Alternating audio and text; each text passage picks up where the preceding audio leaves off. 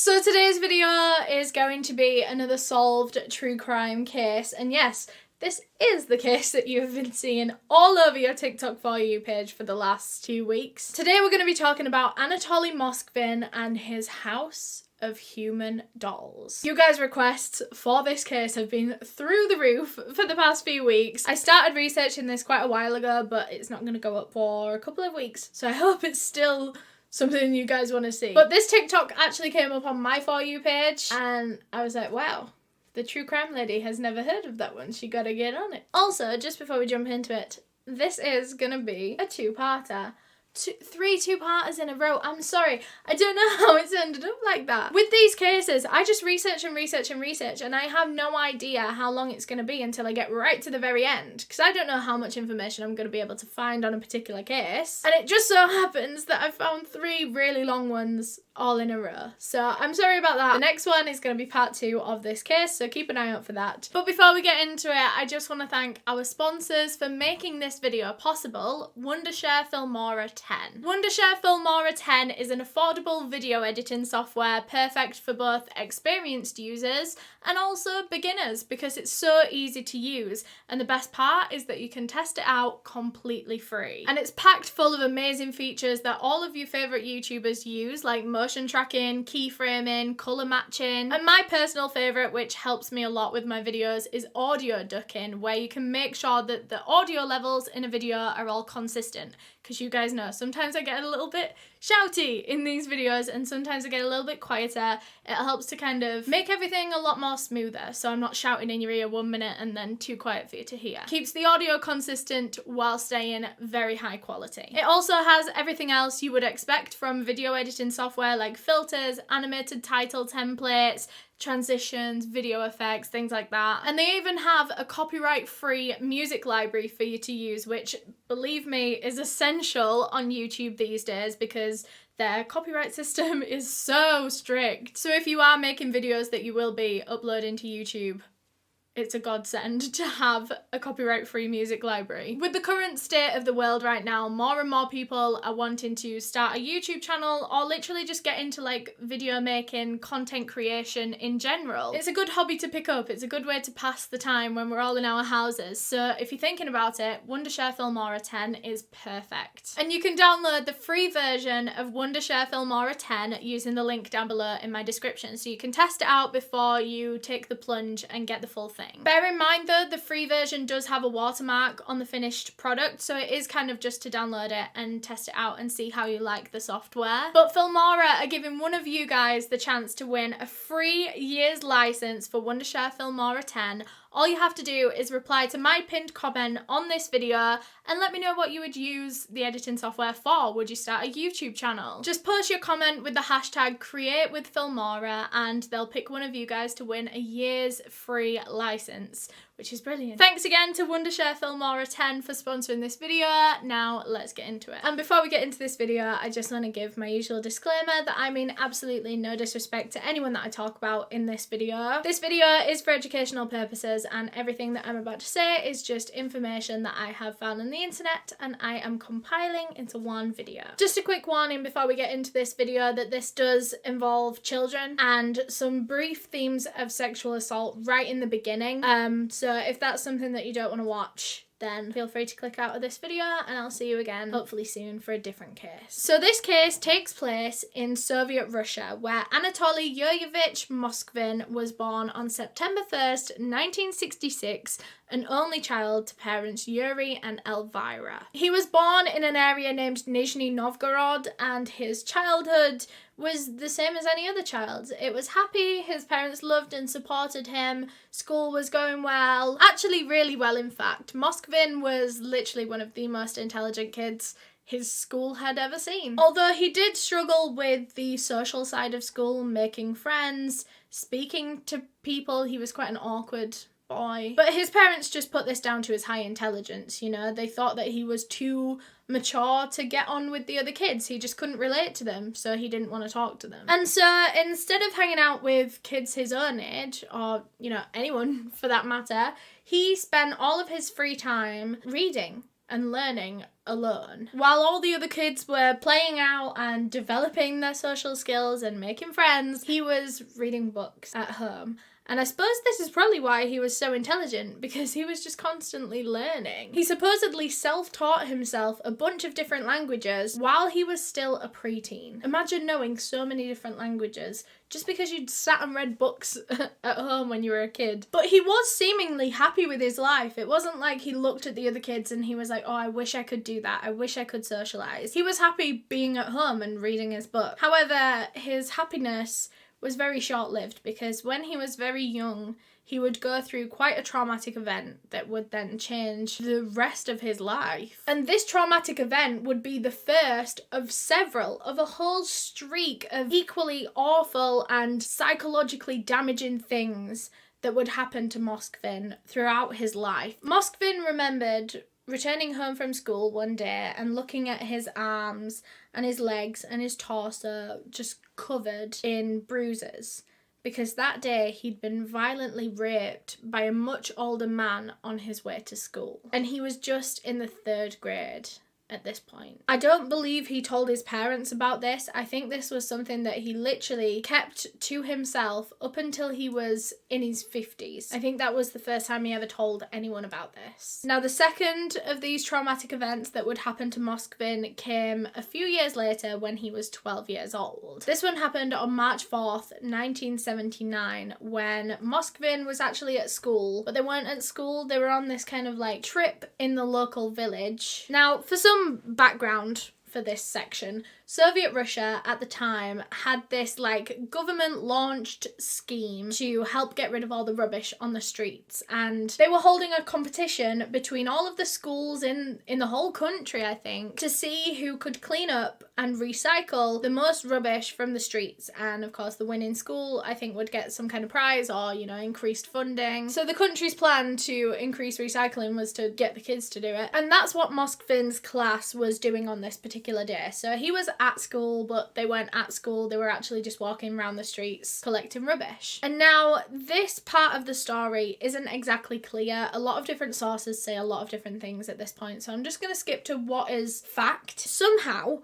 on this recycling collection trip, Moskvin found himself in the company of a group of men. Some sources say that this group of men seemed super culty, like they were wearing big long black robes, they were holding candles that were lit. However, other sources say that they were just a group of men. But either way, on this day when Moskvin encountered this group of men, he found himself being convinced or forced to attend a funeral that these men were attending. They brought this young child that they didn't know along to a funeral with them. The funeral turned out to be that of an 11-year-old girl named Natasha Petrova. She'd actually died from accidental electrocution when she was having a bath in her home, and there were some faulty wires nearby. I don't know exactly what happened, but she was electrocuted. Now, Moskvin recalls going over to the casket, or being taken to the casket by these men, and looking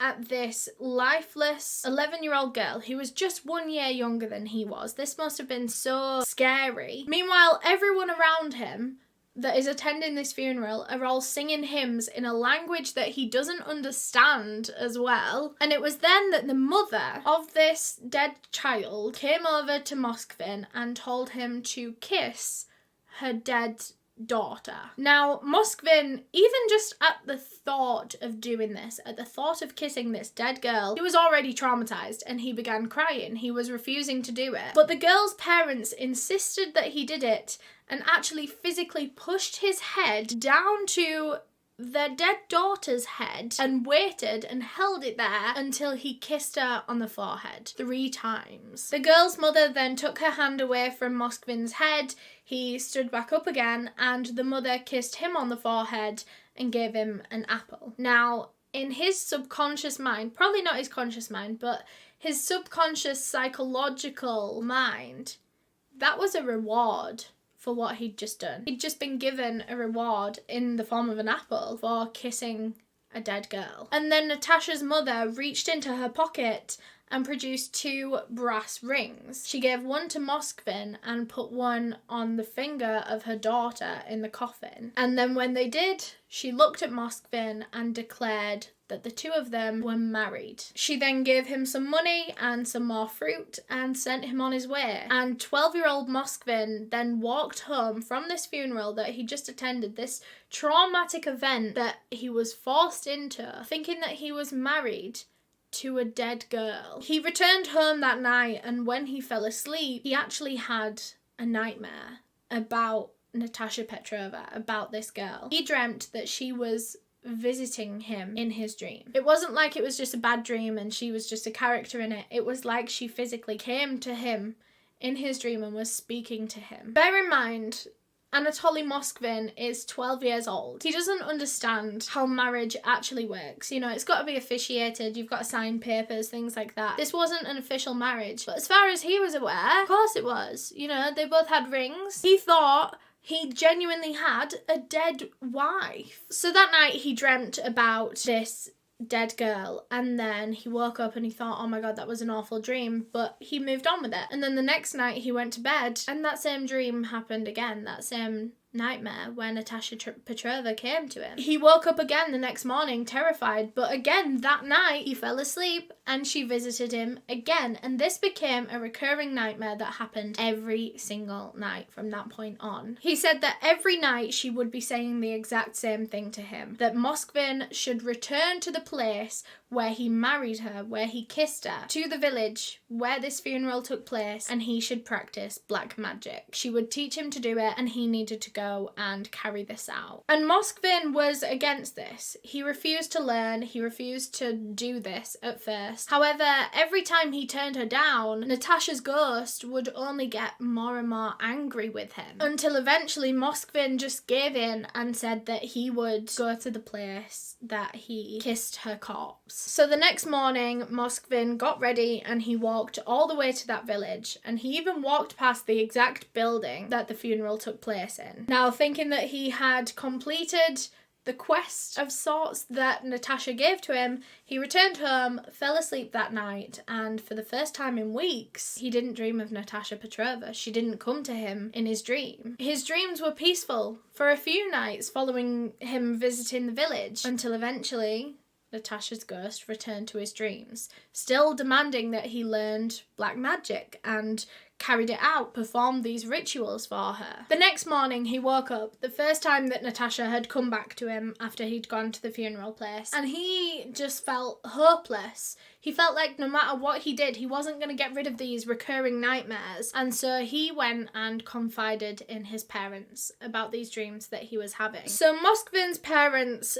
got him an appointment with a child psychologist, thinking that this was some kind of mental issue. He was now refusing to sleep. He was too scared to fall asleep in case he had these dreams again. So they got him in with this doctor, and he prescribed him some kind of sleeping medication to actually get him asleep, because he couldn't sleep, he was too scared to sleep. However, as for the dreams themselves, the psychologist didn't think that there was any mental illness or any actual, issue with Moskvin's psychological state, but he just thought that they were simply bad dreams. A lot of people, especially children and teenagers, who are just learning all of these dark things about the world that they live in, they're learning all these scary things, they are going to have bad dreams. It's a way of their brain processing what they're learning about the world around them. And so most people in their lives will experience some kind of recurring nightmare about a topic that their brain is trying to comprehend. So maybe when Moskvin experienced death for the first time, this scared him, that he saw a girl pretty much his age laying dead in front of him. In his mind, up until this point, death had been something that happens to other people, not to people his age. And so him seeing it firsthand, maybe that scared him, and maybe that's what's giving him the recurring nightmares. They didn't think it was an underlying psychological issue. It was just a bad dream. The doctor told his parents that the dreams would probably pass as Moskvin got older. He just kind of needed to ride them out. It was just his brain dealing with things. And so that night, Moskvin went home, and again, Natasha came to see him in his dreams. But this time, it was almost as if Natasha knew that she wasn't welcome there. She knew that something had gone on during the day that meant that Moskvin was trying to get rid of her. So she told Moskvin that if he wanted to get rid of her, there was only one way to do that, and that was to carry out these black magic rituals that she kept telling him to do. She said that if he completed this specific ritual successfully, she would leave him alone and she would pass on to another person. Now this was the first time that Moskvin hadn't turned down her offer. Now he was interested, now that he knew how to get rid of her. So she told him that all he had to do was go out and find the tooth of another young boy. He had to take it and bring it back to her, and then with that she could then be transferred to this other boy's nightmares instead of Moskvin's. And so he was like, okay, I'm doing it. I have no idea how he found another young boy's tooth, but he did, and he put it under his pillow one night, and from that night on, the nightmares stopped. Natasha Petrova was gone. But this whole situation had left Moskvin with a very deep interest of death and the afterlife. He grew to have an obsession with all things dark, even black magic, the thing that he was so opposed to in the beginning. And it was this interest in death that led him to start going for walks in cemeteries and graveyards alone in the dark. That was another one of his pastimes. Up until now, it had just been reading books, but now it was reading books and chilling in cemeteries. And even though he was so scared by these dreams when Natasha would visit him, he would now go to the specific cemetery where he knew Natasha was buried, and he would go and visit her grave, the grave of his dead wife. He described this interest in cemeteries almost like he was magnetized to them. He felt called to them, pulled to them. The only time he felt true comfort and peace was when he was in a cemetery. That was the only time he felt like himself. And these graveyard trips became more and more frequent until they were pretty much daily throughout his teenage years. So now this is another thing that he's trying to balance with his, schoolwork and his family life. And I mean, he didn't really have a social life, but now he's got to fit in a few hours every day to go to a graveyard. But he did. He was balancing a normal life, and eventually he went to university. He attended the philological faculty of Moscow State University. He was studying history and languages, both of which he excelled in. And by this point in his life, he was actually well into studying and carrying out black magic rituals, which is something he was so against when Natasha tried to make him do these things in his dreams. But now he was well into it. It was like his hobby. And when he joined the university, out of curiosity, Moskvin joined a Luciferian group, which I think is essentially a satanic group. Forgive me if I'm wrong, but I think that's what it is. And they all did rituals, and they did literal animal sacrifices. Like, he was going all out in this new interest. It wasn't just a little bit of black magic, it was a whole lot of sacrificing. And because of this newfound interest, Moskvin actually grew to regret pushing away Natasha Petrova when he was just 12 years old. Because now, looking back, he saw her visits in his dreams much differently. At the time, of course, he was scared, he didn't want them, but now he saw her as a valuable teacher. He felt like he wasted an opportunity to have someone teaching him black magic literally in his dreams. And when he told the other people in his Luciferian group and in his kind of black magic community, when he told these other people about his experiences with Natasha Petrova and his marriage that he still believed was a marriage, they all thought that he was really cool. They saw him as gifted and special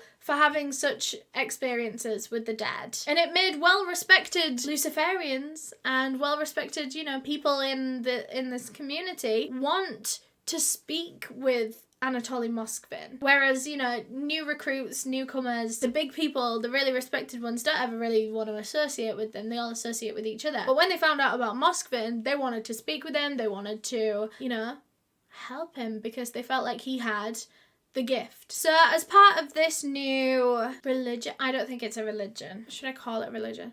As part of this new Luciferian lifestyle that Moskvin took on. He was also abstaining from sex, alcohol, smoking, all that kind of stuff. He eventually graduated from university, of course, with the absolute best grades anyone could get. And as an adult, Moskvin was a very well-respected and well-known academic. He knew over 10 languages. I think it was maybe 13 languages that he could speak almost fluently. Some of them were fluent, some of them were a bit more like he could read and write and maybe say a few things. But he knew a lot of languages. He particularly specialised in Celtic history and folklore. He would present lectures in the top Russian universities all across the country. But even still, following him into his professional adult life was this interest and obsession with death and the afterlife. He was still going for graveyard walks every day. He was proper into the occult and, all things dark now. It wasn't just graveyards. It was everything. And he was so interested in the concept of death that this actually led him to pick up another career on top of the one that he already had as a lecturer and an academic. He now wanted to be a journalist. So Moskvin began writing for and helping out with the obituaries in the newspaper, which is all about the local deaths, saying who's died, what they died of, when they died. And this meant that he had an excuse to hang around the cemeteries that he so loved. It was part of his job now. It wasn't just a hobby. No one could say anything about it. No one could tell him anything. No one could say it was weird. It was his job. Moskvin actually labelled himself a necropolist, which I don't think is a real word, but he's basically just saying that he's an expert on graves, cemeteries. But no one thought that he was weird. No one thought that it was weird that he got a job in this field. No one thought that it was weird that he spent a lot of time in cemeteries, because after all, this man was a very, very highly respected academic and he'd already mastered all of these different career paths, so it made sense that he was gonna go one step further. He was a historian. Of course he was interested in death and things. That's all a part of history. So now, not only was he a professor, a lecturer, a historian, a translator as well with all the languages that he knew, he was also a grave expert. Now he was actually also an author. He started writing books as well. He wrote a multitude of different books in his lifetime, a lot of them about history because that was one of his main passions. He also wrote a English to Russian and Russian to English dictionary. He wrote a dictionary. I find it so mad. You think about dictionaries and you never think that someone actually has to write the dictionary or translation books. But he wrote one. At home, Moskvin had a book collection of over 60,000 different books or documents or papers, things that he would read on a regular basis. And these were on a huge range of topics as well, not just the ones that he specialised in, but he liked to be knowledgeable on absolutely everything that he possibly could be. Even if he wasn't necessarily interested in the topic, he wanted to know a lot about it. Now, his work colleagues in all of his different career endeavours, they all thought that Anatoly Moskvin was kind of a weird guy. He was hard to talk to, he was hard to get along with because he was quite stubborn, he was quite abrupt, quite blunt. They used the word eccentric a lot as well. He was just kind of weird. But their descriptions weren't all negative, he was kind of a normal guy. He was very intelligent. A lot of them used the word genius to describe him. They say that it was just clear that he struggled to socialise. It wasn't like he was being intentionally rude, but he was just, he just struggled to socialise. But he was very hardworking. He was good at his jobs, Now, in 2003, when Anatoly Moskvin was 37 years old, he found a woman that fit him perfectly. And this was the first woman he'd ever really given any time to in a romantic sense. He'd never had a girlfriend, never had a wife. He was 37 years old, never had sex, never, anything. He'd never gone on a date, nothing. He just wasn't interested in relationships. He was more, he just liked to work. But this woman was perfect for him. She was spiritual and intelligent. Her spiritual beliefs differed quite a lot from Moskvin's, which you would think was an issue, but not to him because he liked to debate. So he liked that she had different opinions because she could challenge him and he could challenge her and they could debate and discuss, and he liked it. Her name was Yulia Granova and she accepted that Moskvin wanted a non-sexual relationship. She was perfectly happy to go forward on those terms. However, one thing she did want was a child, which obviously goes against their relationship agreement slightly, that they can't conceive a child. So their only option really was adoption, which they applied for. However, this was going to be a little bit tricky because a lot of adoption agencies, at least in 2003, I don't really know what they're like right now, but a lot of them do require the parents of the child to be married, which Moskvin and Yulia were not. And they didn't want to be. Moskvin didn't want to marry her. So they were going to struggle a little bit. Moskvin also didn't really have a stable job at this point in his life. He'd actually quit working for a particular university that he was hired by due to some disagreements with other staff. Like I said, it was quite abrupt. Maybe not intentionally, he wasn't necessarily a rude person, but it caused a lot of friction in his workplace, and so he stopped lecturing. So now he was just living off of the royalties from his books and from his newspaper obituary things. It wasn't a very high amount of money. He was also still living with his parents, still at the age of 37, and he wasn't living with Yulia. And so all of these different things all at once to the adoption agency, they just didn't think that Moskvin and Yulia should have a child.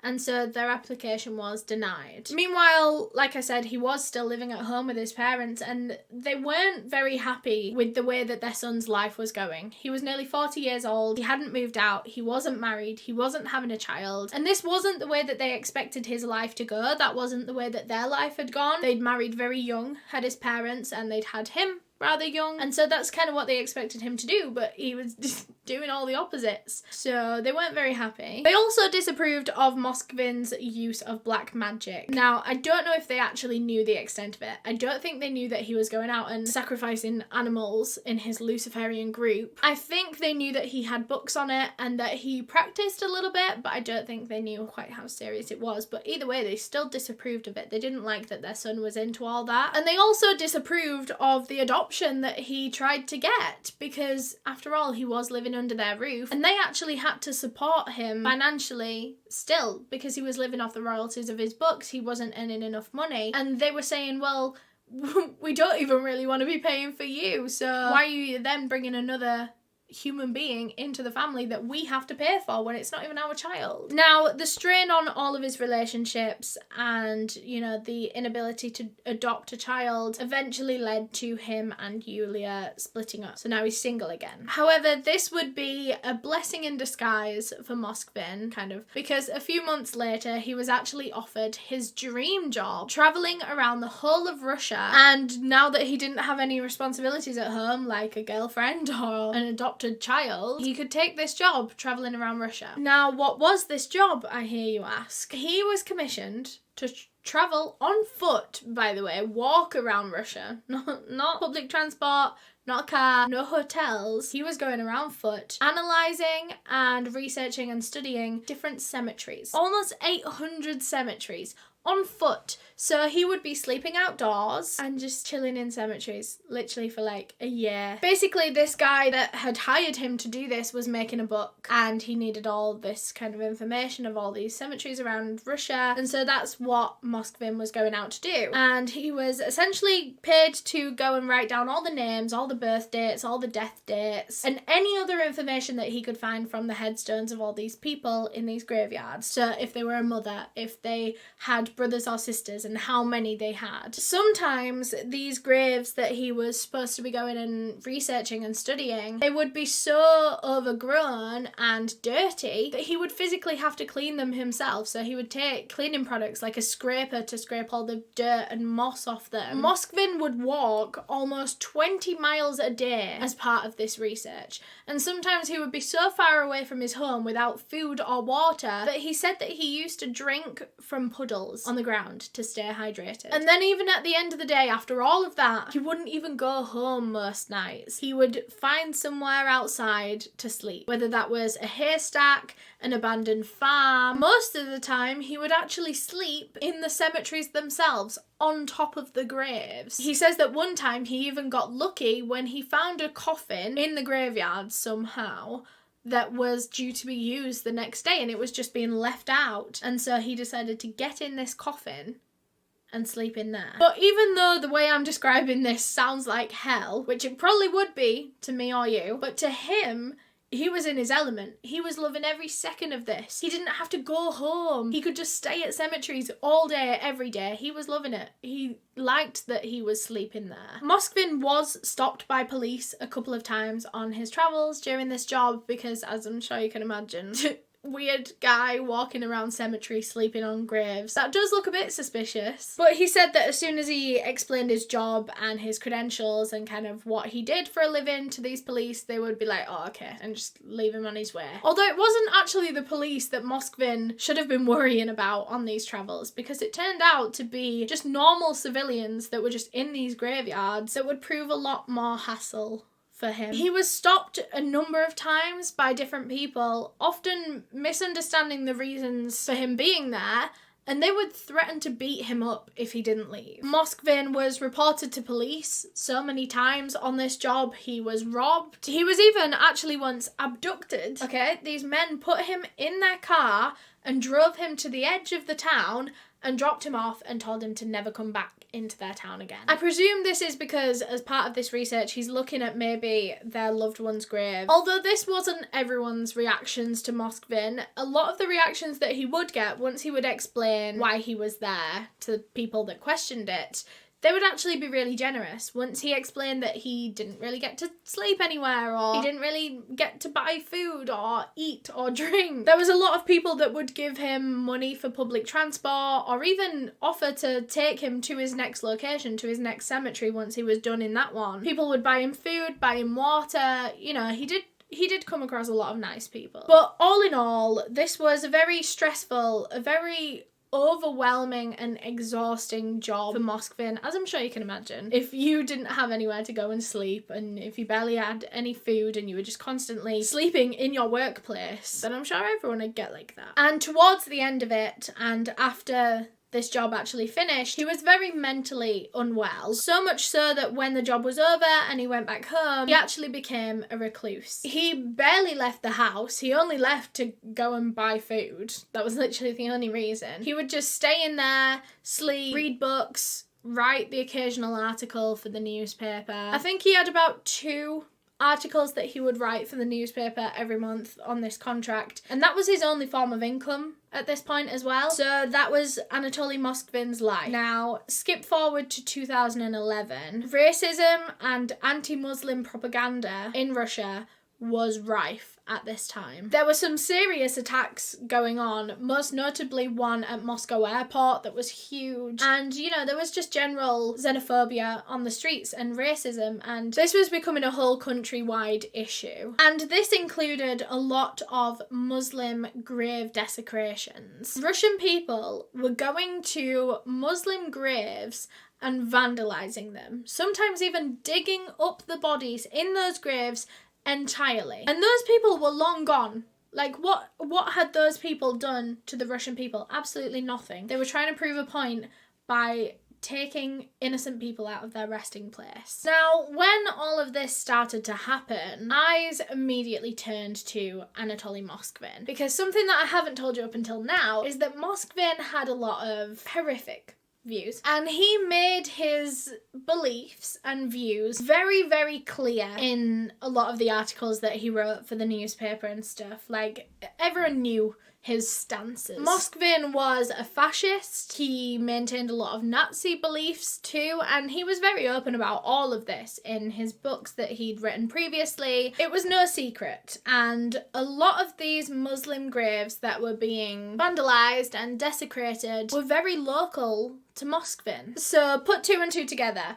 Who is the grave expert that spends all of his time in graveyards that also has a lot of hate for these particular groups? You know, of course it's him. So police went to Anatoly Moskvin's home to arrest him, question him, you know, potentially collect any evidence that they could find to say that it was him that did all of these grave desecrations. However, when they got there, they found something entirely different. Something out of a nightmare. What police found were actually life-size dolls all over Moskvin's apartment. Some of them were sitting on the sofa, some of them were up on shelves, some of them were standing leaning against the walls. Now, there was a lot of clutter in his apartment as well, so there were some that were literally just thrown on the top of heaps of rubbish and heaps of clothes and just random things that he had. There were some that were even stored in the garage of the property that weren't out on display as well. They were all dressed up in dresses, bonnets, stockings. They all seemed to have makeup on. There were about 26 of these life-size dolls in total, ranging in size from about child size to probably about 4 foot tall, like bordering on like adult human size. And while this was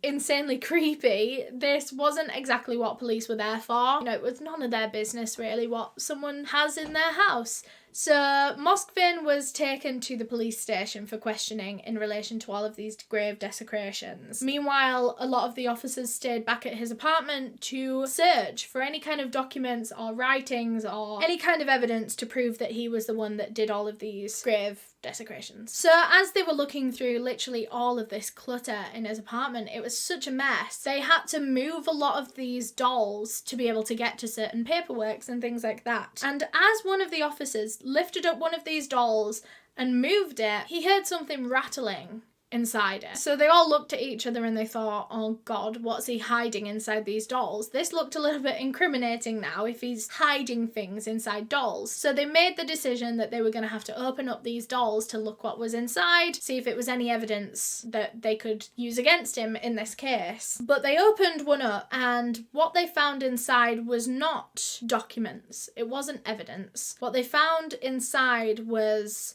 much more horrific. And that is where I'm going to end part 1. I'm so sorry. That is literally the worst cliffhanger I've ever given you guys, and I'm so sorry. Make sure you've got my notifications on because I will be back in the next couple of days with part 2, so you don't want to miss that one. Thanks again to Wondershare Filmora 10 for sponsoring this video. If you want to download a free version and test out the software, you can do so using the link down below in the description. And remember, Filmora are giving one of you guys the chance to win a year's license for free. All you have to do is reply to my pinned comment down below. Let me know what you would use the software for. Just add on the hashtag #CreateWithFilmora. Good luck. Huge thank you to all of my channel members for helping me decide the cases that I cover, especially my tier 2 members whose names are all on screen right now. If you want to become a channel member, you can just click the join button on a desktop or there'll be a link in the description of this video. Thanks again for watching this video. If you enjoyed, please leave a thumbs up down below so that I know that you enjoyed it. If you want to subscribe, you can click this link right here to do so.